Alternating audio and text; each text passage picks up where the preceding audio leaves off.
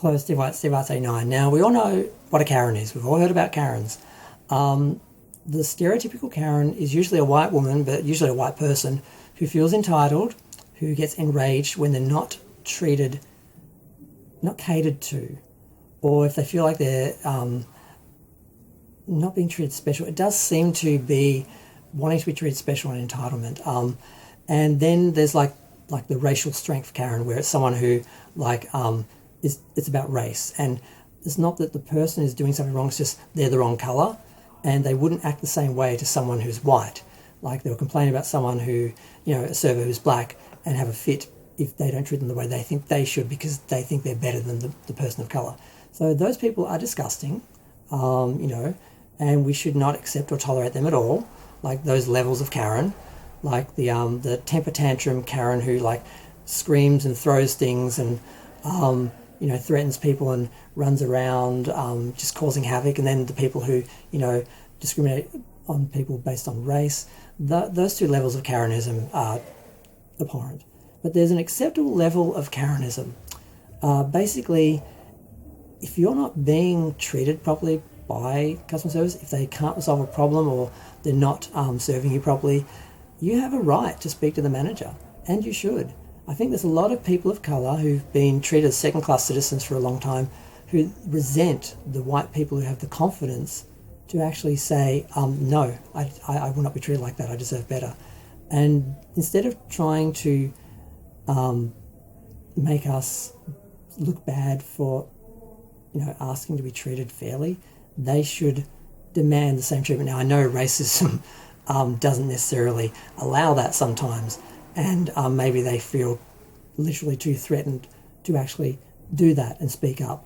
But ultimately, that's what they're going to need to do, because, everyone should be treated the same, not just white people. And if it's only white people who feel confident enough to, demand certain treatment, I don't think they should be penalised for it. I think just other people should take a leaf from our book and demand the same sort of respect and treatment. I think that's the resolution, not telling people they should be subservient and take second-class treatment because everyone else does. That's not the solution.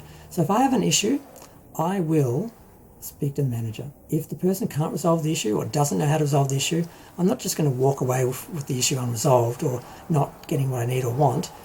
I'm going to speak to someone else. I'm going to speak to people until someone works out the problem, someone solves the problem. And usually you'll speak to 2 or 3 people who don't know what they're talking about or are just bad at their job. And then you'll find the one person who just like an angel just, ascends down and just knows all the answers, all the codes, resolves the problems, and, apologises for the other people and wishes you, a happy day. And you go off having a happy day because someone actually treated you with respect and resolved a problem, rather than someone guilting you for demanding to actually be treated fairly and have proper customer service.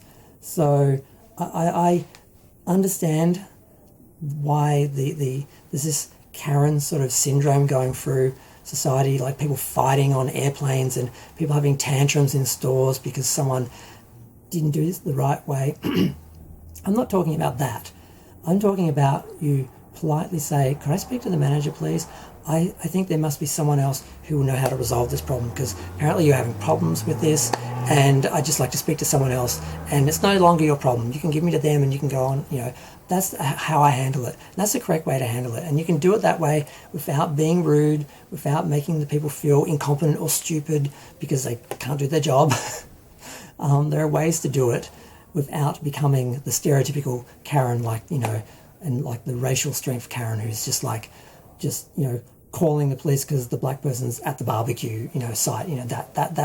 That's they shouldn't all be lumped in together, because there's, demanding, proper customer service and, being a full-on, Karen. So yeah. I am no longer going to be shamed for being a Karen for asking to be treated with respect, because I don't take it to that level the other people do. So I should not be thrown into the same pool as them. And part of me thinks it's just retail, wanting to shame people out of asking for things to be treated and have it treated like special treatment, because ultimately it does take up their time and sometimes costs them more money if they're correcting a problem that was costing you money and not them.